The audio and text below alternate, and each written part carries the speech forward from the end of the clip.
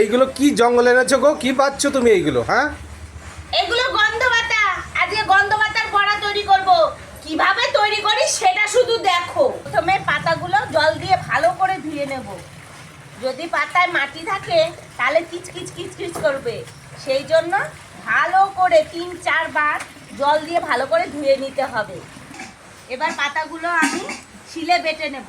তোমরা যদি চাও তাহলে মিক্সচারেও বেটে নিতে পারো, আর আমি মিক্সারে দিলাম না, আমি পাটাতে বাটতে ভালোবাসি, তাই একটু পাটাতে বেটে নিচ্ছি। আর আমি এর সঙ্গে চালের গুঁড়াই অ্যাড করব। আর তোমরা যদি চাও আতর চাল কিংবা সিদ্ধ চাল ভিজিয়ে রেখে বেটে কিংবা মিক্সারে দিয়ে এর সঙ্গে মিক্সড করে নেবে। তো আমি চালের গুঁড়া আছে, চালের গুঁড়া করে রেখেছি ঢেকিতে, সেটাই আমি এর সঙ্গে অ্যাড করে দেব। এবার পাতাগুলো ভালো করে বেটে নিই। তো আমার পাতা বাটা হয়ে গেছে। এই দেখো, কিছুক্ষণ রেখে দিলে পরে এরকম কালো হয়ে যায় পাতাগুলো, তো আমারও কালো হয়ে গেছে। তো এর সঙ্গে চালের গুঁড়া, নুন, হলুদ মিক্সড করে নেব। তো চালের গুঁড়া মিক্সড করে নিই। যতটা পরিমাণে বড়া করবে সেই পরিমাণের চালের গুঁড়া কিংবা চাল বেটে এর সঙ্গে মিক্সড করে নেবে। আর নেব পরিমাণ মতো লবণ, হলুদ আর একটু চালের গুঁড়া নেব, দিয়ে এবার মেখে নেব। যদি জল লাগে তাহলে জল দেবে, আর নইলে জল দেবে না, কারণ এটা মিক্সচারটাও অত পাতলা হবে না। আমার জল লাগলো না, তো এইভাবে শুকনা শুকনা করে মেখে নিতে হবে। তো আমি ভালো করে মেখে নিয়ে বড়াটা ভাজবো। তো আমার বড়া মাখা শেষ। এই দেখো, এইভাবে মেখে নেবে। এবার বড়াগুলো ভাজি।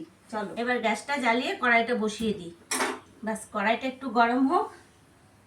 এবার যতটা তেল লাগবে ডুবো তেলে ভাজবো। অনেকটাই তেল দিলাম।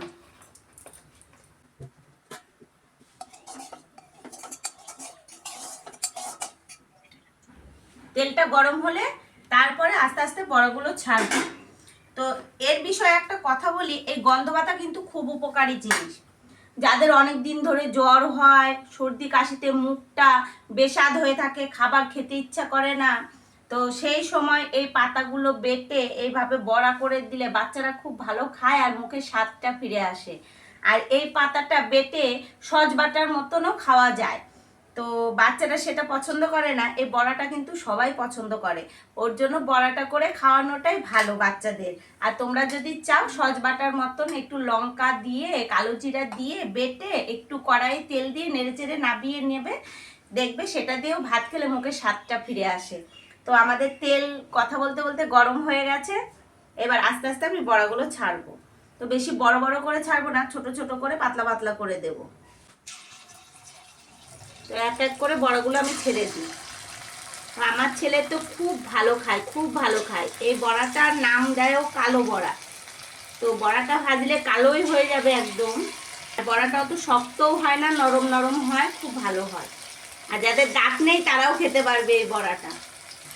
এর কোনো মিনিমাম শেপ দিতে হবে না, যেরকম পারো শুধু ছেড়ে দাও, ছোট ছোট ছোট ছোট করে ছেড়ে দেবে। একবার আমি অনেকগুলো দিয়ে দিলাম।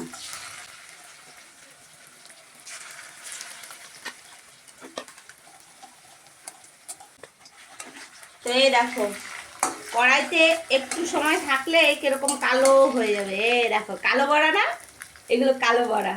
তো গন্ধপাতার বড়া প্রায় হয়ে এলো, বেশি টাইম লাগে না। অল্প টাইমের মধ্যে বড়াগুলো কিন্তু হয়ে যায়, নরম নরম বড়া হয়। যাদের দাঁত নেই তারাও সুন্দরভাবে খেতে পারে। কিচ্ছু দেওয়ার প্রয়োজন নেই, শুধু নুন, হলুদ, চালের গুঁড়া আর পাতা বাটা। এর মধ্যে লঙ্কা কিচ্ছু দিতে হবে না, একদম প্লেন। দারুণ লাগে খেতে, আমার তো খুব ভালো লাগে। জানি না তোমাদের কেমন লাগবে। তো একদিন বাজার থেকে গন্ধপাতা কিনে এনে এইভাবে একটু বড়া ভেজে খেয়ে দেখো। আর যারা খেয়েছো তারা তো জানোই এর স্বাদটা কিরকম। তো অনেকের বাড়িতেই পাওয়া যেত আগে, এখন হনুমানের জ্বালায় আর কিচ্ছু থাকে না আমাদের এখানে। তো এই দেখো, কথা বলতে বলতে আমার বড়া কিন্তু ভাজা প্রায় হয়ে গেছে। এবার আমি তুলে নেব।